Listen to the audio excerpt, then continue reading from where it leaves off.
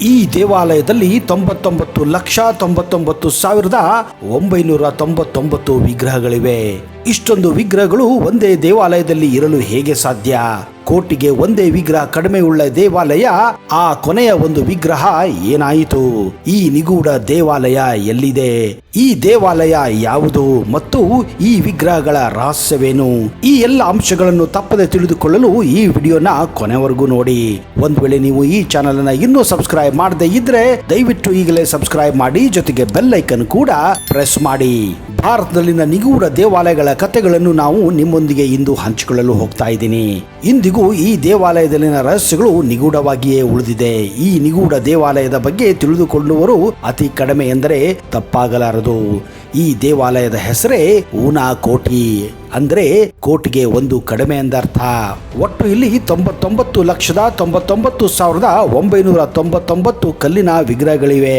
ಈ ದೇವಾಲಯದ ರಹಸ್ಯವನ್ನು ಇಲ್ಲಿಯವರೆಗೂ ಇಷ್ಟೊಂದು ವಿಗ್ರಹಗಳು ಒಂದೇ ದೇವಾಲಯದಲ್ಲಿ ಅದು ಹೇಗೆ ಬಂತೆಂದು ಇಲ್ಲಿಯವರೆಗೂ ಈ ರಹಸ್ಯವನ್ನು ಭೇದಿಸಲು ಸಾಧ್ಯವೇ ಆಗಿಲ್ಲ.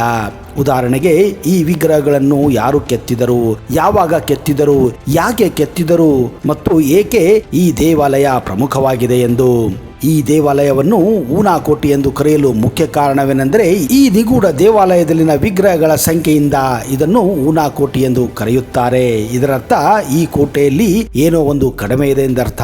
ಹಾಗಾದ್ರೆ ಈ ರಹಸ್ಯಮಯ ದೇವಾಲಯದಲ್ಲಿ ಕಡಿಮೆ ಇರುವುದಾದರೂ ಏನು? ದಟ್ಟ ಕಾಡುಗಳು ಹಾಗೂ ಶಿಲೆಗಳ ಪ್ರದೇಶಗಳಿಂದ ತುಂಬಿರುವ ಪರ್ವತ ಪ್ರದೇಶದಿಂದ ಊನಾಕೋಟಿಯನ್ನು ರಹಸ್ಯಮಯ ನಿಗೂಢ ಸ್ಥಳವೆಂದು ಘೋಷಿಸಲಾಗಿದೆ.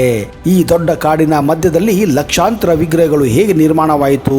ಈ ದೇವಾಲಯವನ್ನು ನಿರ್ಮಿಸಬೇಕಾದ್ರೆ ಅನೇಕ ವರ್ಷಗಳೇ ತಗುಲಿರಬೇಕು. ಹಾಗಾಗಿ ನಿರ್ಮಾಣ ಕಾರ್ಯಕ್ಕೆ ಬೇಕಾದ ಮಾನವ ಸಂಪನ್ಮೂಲ, ಪುರಾವೆಗಳು ಕೂಡ ನಾವಿಲ್ಲಿ ನೋಡಲು ಸಾಧ್ಯವೇ ಇಲ್ಲ.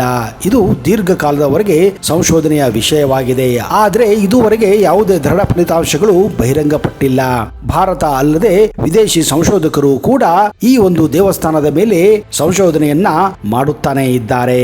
ಕಲ್ಲುಗಳು ಮತ್ತು ಕೆತ್ತಿದ ಕಲ್ಲುಗಳ ಮೇಲೆ ಕೆತ್ತಿದ ಹಿಂದೂ ದೇವತೆಗಳ ಶಿಲ್ಪಗಳ ಬಗ್ಗೆ ಈ ದೇವಾಲಯದಲ್ಲಿ ಅನೇಕ ಪೌರಾಣಿಕ ಕಥೆಗಳಿವೆ. ಒಂದು ಕಥೆಯ ಪ್ರಕಾರ ಪರಮಾತ್ಮನಿಗೆ ಅಂದರೆ ಶಿವನಿಗೆ ಸಂಬಂಧಿಸಿದೆ. ಒಮ್ಮೆ ಶಿವನು ಸೇರಿದಂತೆ 1 ಕೋಟಿ ದೇವತೆಗಳು ಎಲ್ಲೋ ವಿಹಾರಕ್ಕೆ ತೆರಳುತ್ತಿದ್ದರು. ರಾತ್ರಿಯಾಗಿದ್ದರಿಂದ ಉಳಿದ ದೇವರು ಹಾಗೂ ದೇವತೆಗಳು ಶಿವನನ್ನು ಊನಾಕೋಟಿಯಲ್ಲಿ ವಿಶ್ರಾಂತಿ ಪಡೆಯೋಣ ಎಂದು ಕೇಳಿಕೊಳ್ಳುತ್ತಾರೆ.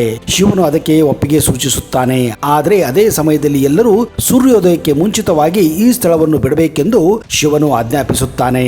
ಹೀಗೆ ಈ ಊನಾಕೋಟಿ ಎಂಬ ಸ್ಥಳದಲ್ಲಿ 1 ಕೋಟಿ ದೇವತೆಗಳು ವಿಶ್ರಾಂತಿಯನ್ನು ಪಡೆದು ಮಲಗುತ್ತಾರೆ. ಆದರೆ ದಣಿದ ಕಾರಣ ಸೂರ್ಯೋದಯಕ್ಕಿಂತ ಮೊದಲು ಯಾರು ಕೂಡ ಎಚ್ಚರಾಗುವುದಿಲ್ಲ. ಕೇವಲ ಶಿವನು ಮಾತ್ರ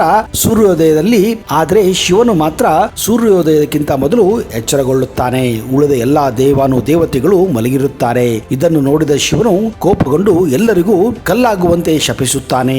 ಈ ಕಾರಣಕ್ಕಾಗಿ ಇಲ್ಲಿ 99,99,999 ವಿಗ್ರಹಗಳಿವೆ. ಅಂದರೆ 1 ಕೋಟಿಗಿಂತ ಕಡಿಮೆ ವಿಗ್ರಹಗಳೆಂದರ್ಥ. ಪರಮಾತ್ಮನು ದೇವತೆಗಳಿಗೆ ನೀಡಿದ ಶಾಪದ ಹೊರತಾಗಿ ಇನ್ನೊಂದು ಕಥೆ ಇದೆ. ಇದರ ಪ್ರಕಾರ ಕಾಲು ಎಂಬ ಒಬ್ಬ ವಾಸ್ತುಶಿಲ್ಪಿ ಇದ್ದನು. ಅವನು ಶಿವ ಮತ್ತು ತಾಯಿ ಪಾರ್ವತಿಯೊಂದಿಗೆ ಕೈಲಾಸ ಪರ್ವತಕ್ಕೆ ಹೋಗಲು ಬಯಸುತ್ತಾನೆ. ಆದರೆ ಇದು ಸಾಧ್ಯವಾಗುವುದಿಲ್ಲ. ಆದರೆ ಕುಶಲಕರ್ಮಿಗಳ ಒತ್ತಾಯದಿಂದಾಗಿ ಶಿವನು ಒಂದು ರಾತ್ರಿಯಲ್ಲಿ 1 ಕೋಟಿ ದೇವತೆಗಳ ಪ್ರತಿಮೆಯನ್ನು ಮಾಡಿದರೆ ಅವನನ್ನು ತನ್ನೊಂದಿಗೆ ಕೈಲಾಸಕ್ಕೆ ಕರೆದೊಯ್ಯುವುದಾಗಿ ಆಶ್ವಾಸನೆ ನೀಡುತ್ತಾನೆ. ಇದನ್ನು ಕೇಳಿದ ಕುಶಲಕರ್ಮಿ ಬಹಳ ಉತ್ಸಾಹದಿಂದ ತನ್ನನ್ನು ಕೆಲಸದಲ್ಲಿ ತೊಡಗಿಸಿಕೊಳ್ಳುತ್ತಾನೆ ಹಾಗೂ ಪ್ರತಿಮೆಗಳನ್ನು ಒಂದೊಂದಾಗಿ ವೇಗವಾಗಿ ನಿರ್ಮಿಸಲು ಪ್ರಾರಂಭಿಸುತ್ತಾನೆ. ಅವನು ರಾತ್ರಿ ಇಡೀ ವಿಗ್ರಹಗಳನ್ನು ಮಾಡುತ್ತಾನೆ. ಆದರೆ ಬೆಳಿಗ್ಗೆ ಎಲ್ಲಾ ವಿಗ್ರಹಗಳು ಎಣಿಸಿದಾಗ ಅದರಲ್ಲಿ 1 ವಿಗ್ರಹ ಕಡಿಮೆ ಇರುವುದು ಕಂಡುಬರುತ್ತದೆ. ಈ ಕಾರಣದಿಂದಾಗಿ ಶಿವನು ಕುಶಲಕರ್ಮಿಯನ್ನು ತನ್ನೊಂದಿಗೆ ಕರೆದುಕೊಂಡು ಹೋಗುವುದಿಲ್ಲ. ಈ ದೇವಾಲಯವನ್ನು ಮಾತ್ರ ಸ್ಥಾಪಿಸಲಾಯಿತು ಮತ್ತು ದೇವಾಲಯವನ್ನು ಊನಾಕೋಟಿ ಎಂದು ಕರೆಯಲಾಯಿತು ಎಂದು ನಂಬಿಕೆ ಇದೆ. ಈ ನಿಗೂಢವಾದ ದೇವಾಲಯದ ರಹಸ್ಯವು ಇಂದಿಗೂ ಕೂಡ ಬಯಲಾಗಿಲ್ಲ. ಈ ದೇವಾಲಯದ ಅಕ್ಕಪಕ್ಕ ಕೂಡ ಯಾವುದೇ ಮನೆಗಳಾಗಲಿ ಮನುಷ್ಯನ ಇರುವಿಕೆ ಆಗಲಿ ಯಾವುದೇ ಪುರಾವೆಗಳಿಲ್ಲ ಅನ್ನುವುದೇ ಆಶ್ಚರ್ಯಕರ. ಹಾಗೆ ಇನ್ನೊಂದು ಮಾಹಿತಿಯ ಪ್ರಕಾರ ಇಲ್ಲಿ ರಾತ್ರಿ ಯಾರು ಉಳಿದುಕೊಳ್ಳುವ ಹಾಗಿಲ್ಲ. ಕಾರಣ ಇಲ್ಲಿ ಯಾರಾದರೂ ರಾತ್ರಿ ಉಳಿದುಕೊಂಡರೆ ಅವರು ಕೂಡ ಕಲ್ಲಾಗುತ್ತಾರೆ ಎನ್ನುವ ಐತಿಹ್ಯ ಇದೆ.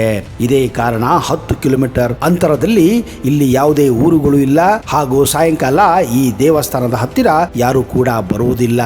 ಹೌದು ಸ್ನೇಹಿತರೆ, ನಾನು ಇಷ್ಟೊತ್ತು ಹೇಳಿರುವಂತಹ ಈ ಹುನಾಕೋಟಿ ದೇವಾಲಯವು ಭಾರತದ ಈಶಾನ್ಯ ರಾಜ್ಯವಾದಂತಹ ತ್ರಿಪುರಾದ ರಾಜಧಾನಿ ಅಗರ್ತಲಾಯಿಂದ ಬರೋಬ್ಬರಿ 145 ಕಿಲೋಮೀಟರ್ ದೂರದಲ್ಲಿದೆ.